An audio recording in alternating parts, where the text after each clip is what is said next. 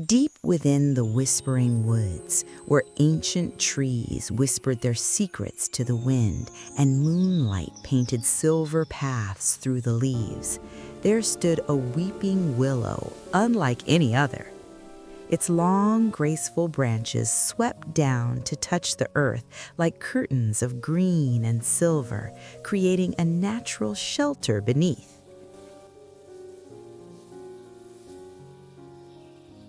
And hidden within its hollow heart lived a tiny field mouse with a very special dream. His name was Silas, and he was a keeper of stories. While other mice gathered seeds and built cozy nests, Silas collected something far more precious, the forgotten knowledge of the woodland. The old songs the trees hummed to themselves, the patterns of the seasons written in fallen leaves, the wisdom that had lived in the forest since time beyond memory. But Silas had a problem. All these stories, all this knowledge was scattered throughout the forest, whispered by the wind, hidden in the bark of trees, carried away by streams.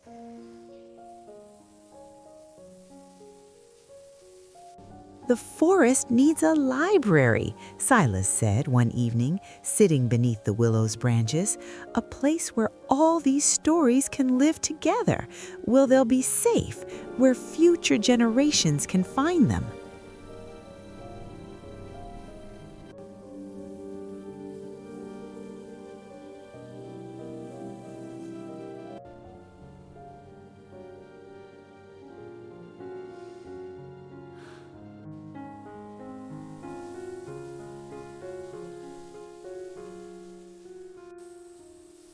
The willow tree seemed to rustle in agreement, and Silas knew this was where he would build his library.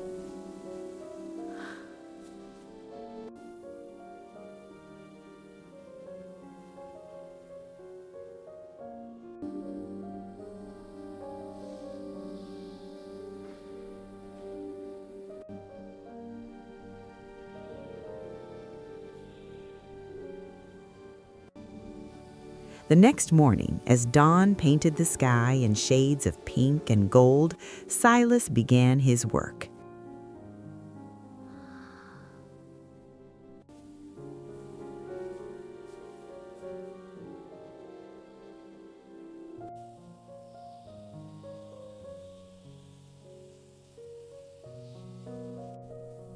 First, he had to prepare the hollow inside the willow tree.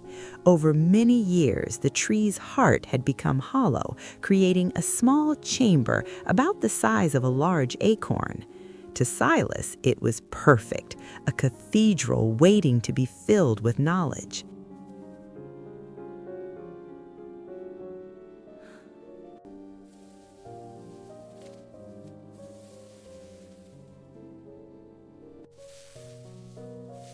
He swept away the old, dried leaves that had blown inside. He cleared the soft, damp moss that had grown in the shadowy corners. He used his tiny paws to smooth the inner bark walls, creating surfaces that would hold his future shelves. The work was slow. The work was careful, but Silas didn't mind. He worked to the rhythm of the forest, the gentle rustle of willow branches overhead, the soft whisper of wind through grass, the distant babble of the creek.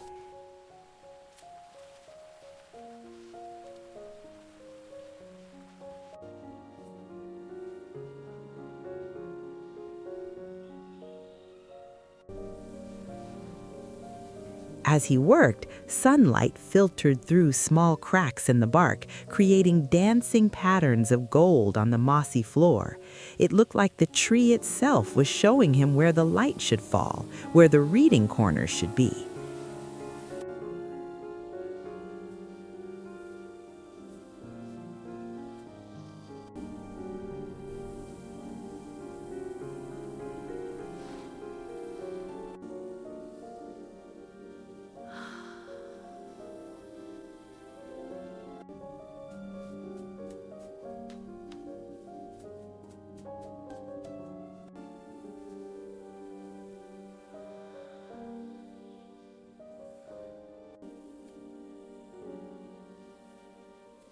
Thank you, Silas whispered to the tree. You're helping me build something beautiful. And the tree creaked gently as if to say, we're building it together. Once the space was prepared, Silas began gathering materials for his library.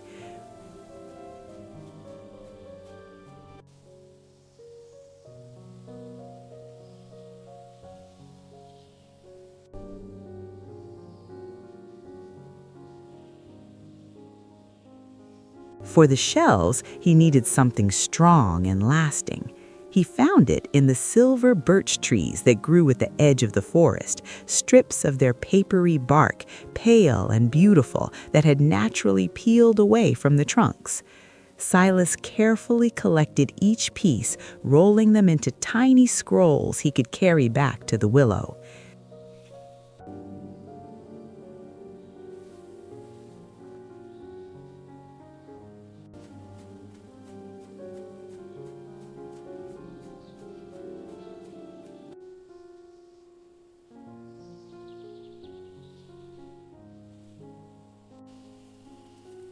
For binding materials, he gathered sticky pine resin, nature's glue, from the pine trees.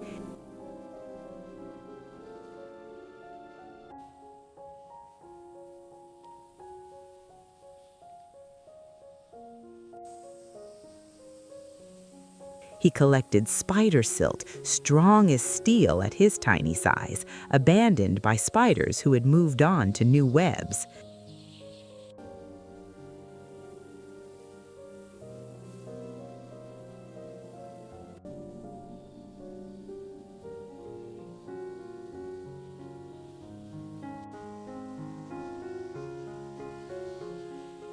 For the pages of his archive, he found everything the forest offered: leaves in every shade of green and gold, flower petals pressed flat and dried in the sun, strips of soft bark that could hold tiny scratches of information.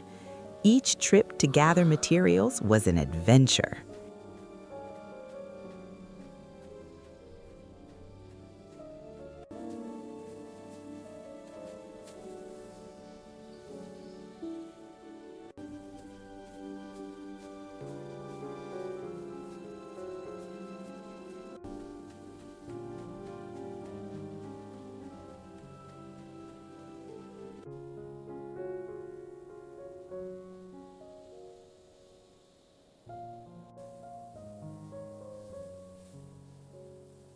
Silas would wake early, when dew still clung to every blade of grass, and set out with his small woven basket.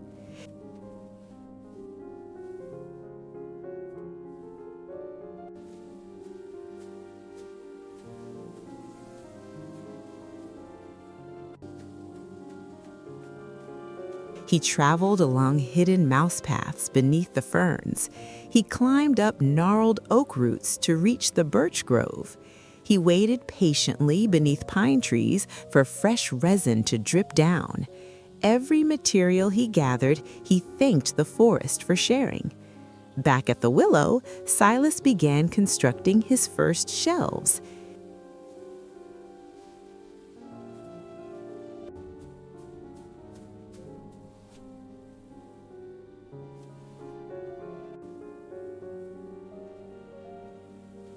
He used the pine resin to attach strips of birch bark to the inner walls of the hollow tree. The resin was sticky and tricky to work with, often ending up on his paws and whiskers, but slowly, carefully, he created small ledges. He reinforced each shelf with spider silk, weaving it around the bark strips to hold them firm against the willow's inner wall. The spider silk shimmered in the dim light, looking like threads of moonlight themselves. Creating each shelf took hours. Silas would position a piece of bark, test it with his weight, adjust it, secure it with resin, wrap it with silk, and test it again. It must be perfect, he would say to himself. These shelves will hold precious knowledge. They must be strong enough to last. By the end of the first week, Silas had created 5 small shelves, each one about the length of his body. They spiraled up the inner wall of the hollow tree like a tiny staircase. Standing back to admire his work, Silas felt his heart swell with pride. It was beginning to look like a real library. Now came the work of organization. Silas was a very particular mouse. He believed that knowledge should be easy to find, that stories should be arranged in ways that made sense. He decided to organize his library by the seasons of the forest. The bottom shelf would hold spring, flower petals, the first green leaves, stories of rebirth and beginning. The second shelf would hold summer, bright green leaves, seeds just beginning to form, tales of growth and abundance. The third shelf would hold autumn, golden and red leaves, mature seeds, wisdom about harvest and preparation. The fourth shelf would hold winter, bare twigs, evergreen needles, knowledge about rest and reflection. And the fifth shelf, the highest one, would hold the timeless things, the patterns that repeated every year, the deep truths that didn't change with seasons.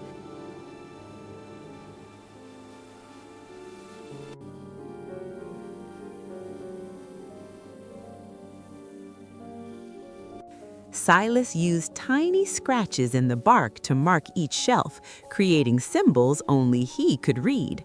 A small flower for spring, a sun for summer, a falling leaf for autumn, a snowflake for winter, a star for the eternal. With his shelves ready, Silas began the true work of a librarian, collecting and preserving knowledge.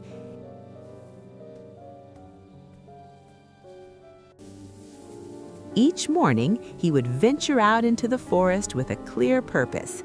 Today, he might be searching for a particular shade of spring flower. Tomorrow, he might need the leaf that fell from the oldest oak. The next day, he might be looking for a seed that could tell a story about how plants travel. When he found something precious, something that held knowledge, he would carefully prepare it.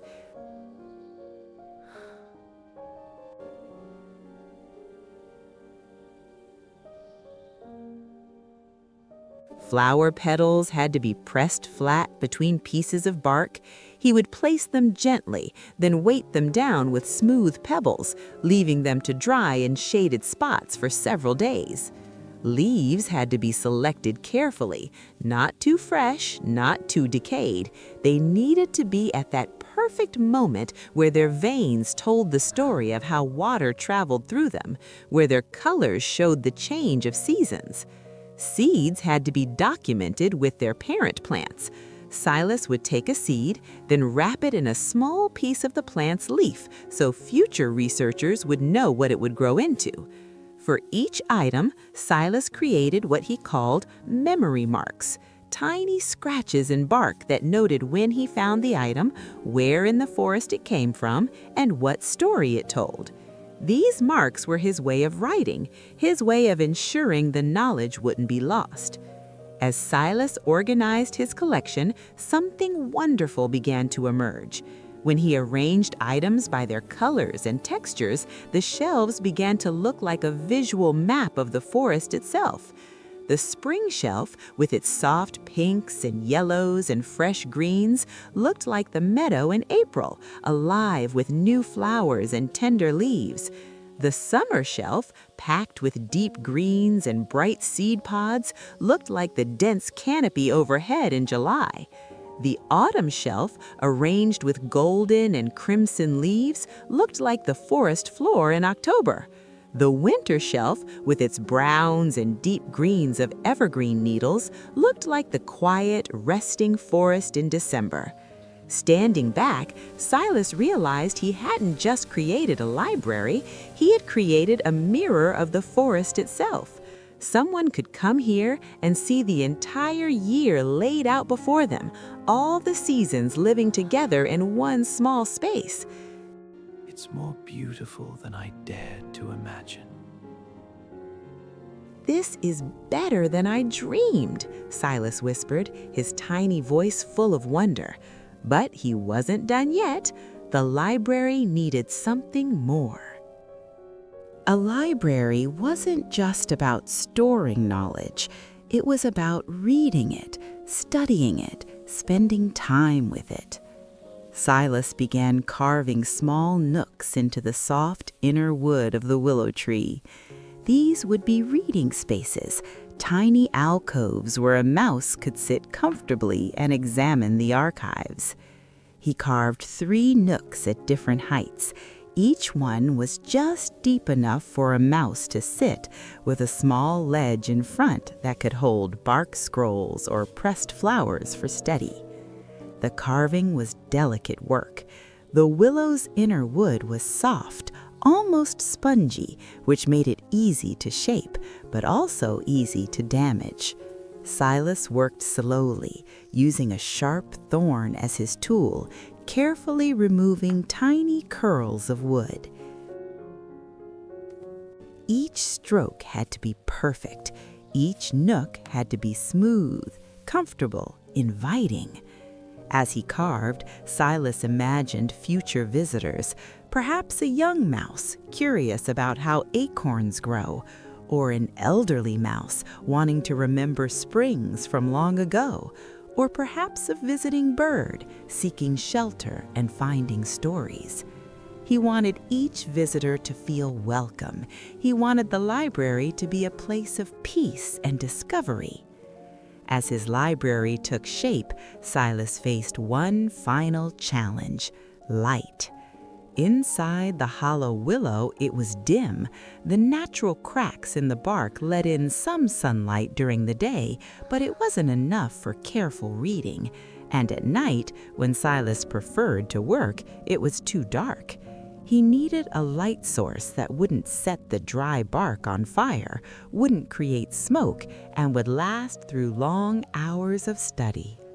The answer came one evening as Silas sat by the creek, thinking. A glowworm crawled across a nearby rock, its soft green-blue light pulsing gently in the darkness. "Of course," Silas squeaked. He carefully invited 3 glowworms to live in his library. My dear glowworm, would you do me the honor of joining me on a quiet stroll this lovely evening? He created special, comfortable homes for them in the highest corners of the hollow, giving them moss to rest on and making sure they had plenty of moisture.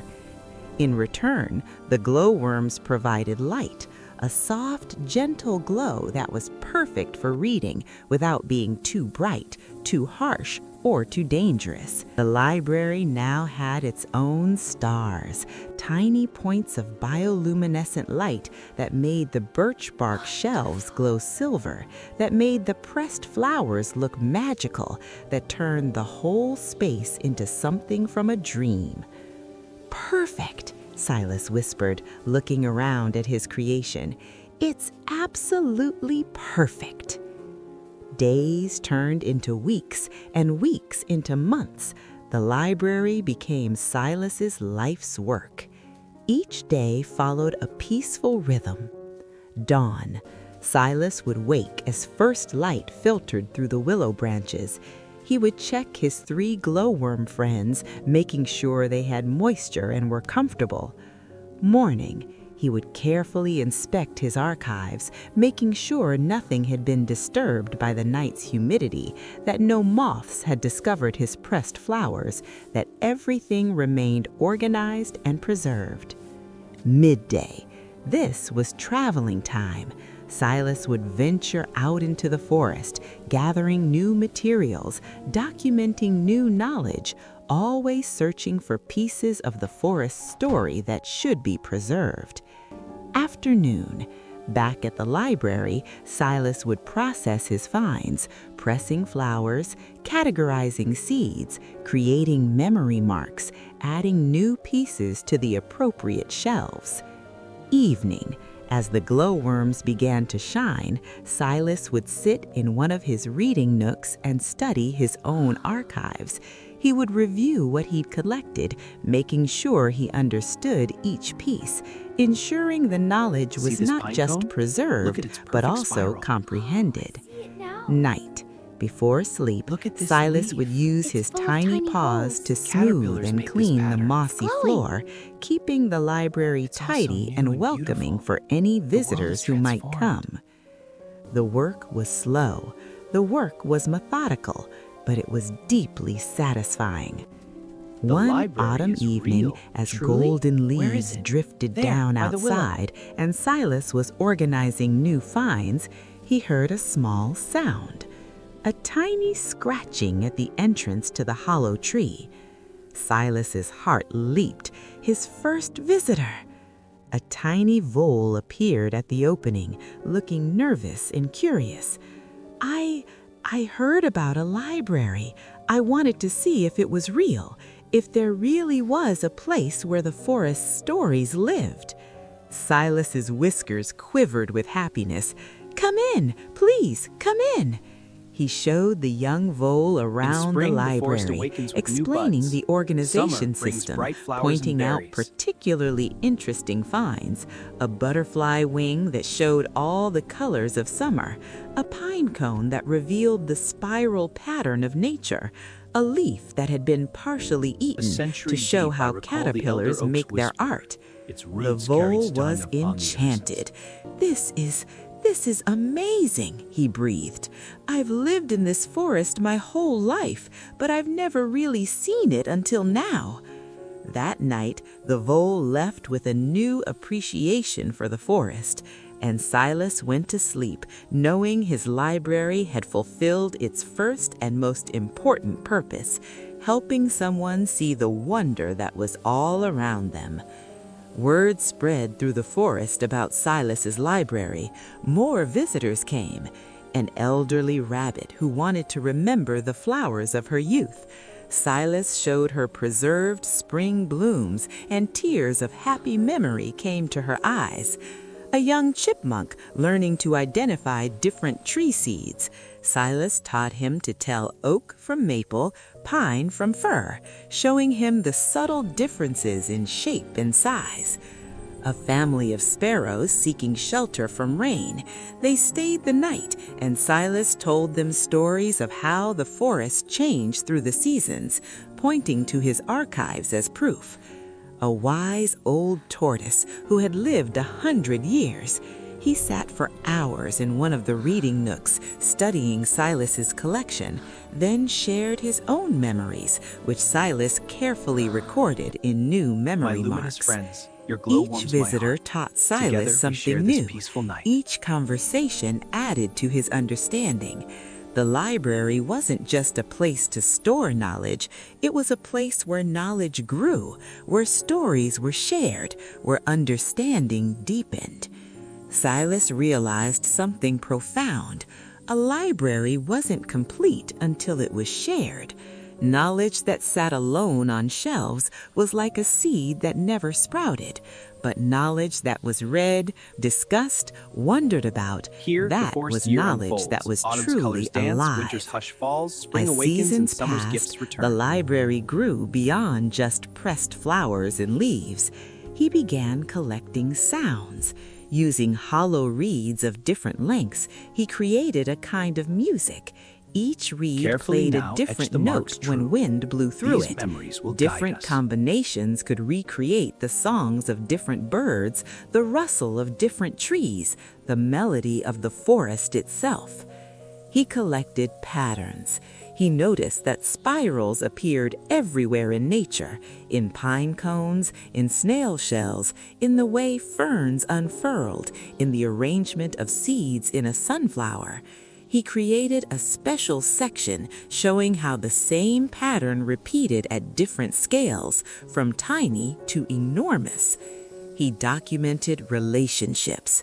Which plants grew near which others, which animals ate which seeds and thus spread which plants, which insects pollinated which flowers.